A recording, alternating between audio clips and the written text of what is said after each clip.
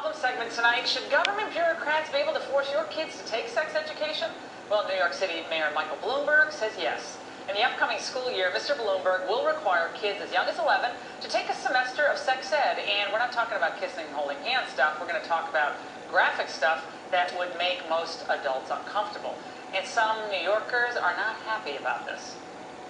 These curricula will leave students confused, misinformed, and vulnerable. Parents should be the primary educators of their children when it comes to matters regarding sexual activity. We believe that we do our young people a disservice when we teach them how to reduce their risk, when we should be teaching them how to avoid it. Sex education should be taught at school rather than at home because us as teenagers may be shy for our parents to explain to us what all that stuff means. So it would be important for us to learn at school. There should be more sex education in school because when I was in 7th grade, there was these 7th graders and 6th graders that were pregnant because their dads didn't tell them nothing about sex. Schools should talk more about sex so girls don't get pregnant.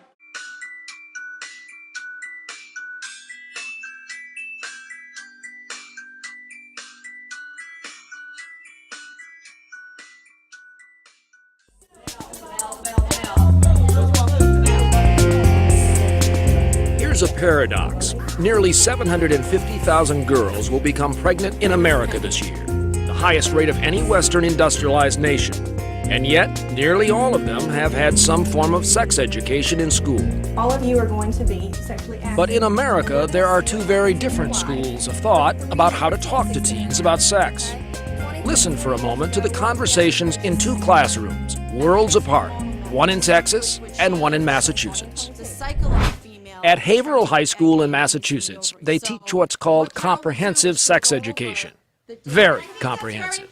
Guys especially, you forget to hold the condom onto the penis when you withdraw from the vagina. Where's all that semen going that's inside that condom? Now they play a different little game down in Longview, Texas.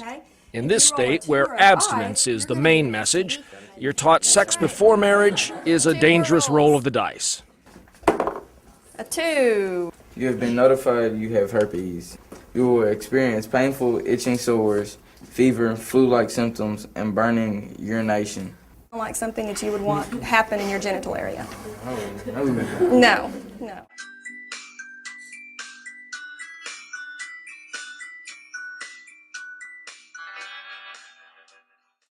Well, I believe that comprehensive education is better because it could reduce teen pregnancy.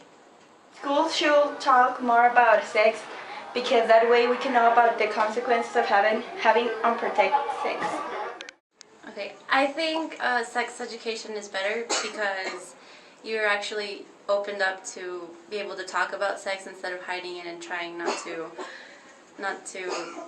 thinking that it's bad the whole time. So it actually makes people more aware of the situation, and in the end, you're more aware to things. So you think twice about what you actually do.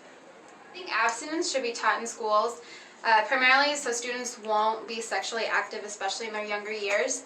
If they're not getting sex education in the house, I think it's important for them to receive some kind of message in the school system. I don't think it should be sex education though, because it's almost like you're saying, okay, do this, just be careful. And kids can be careful, but how much are you going to trust them? There's always some kids who are going to screw up.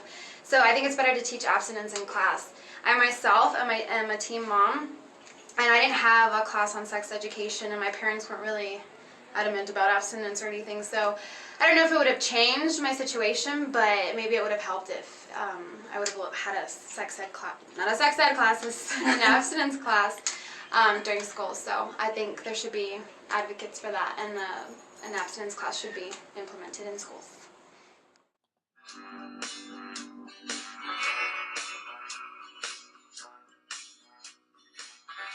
In Texas, TV ads run on the local stations. You're not doing it, you don't have to worry.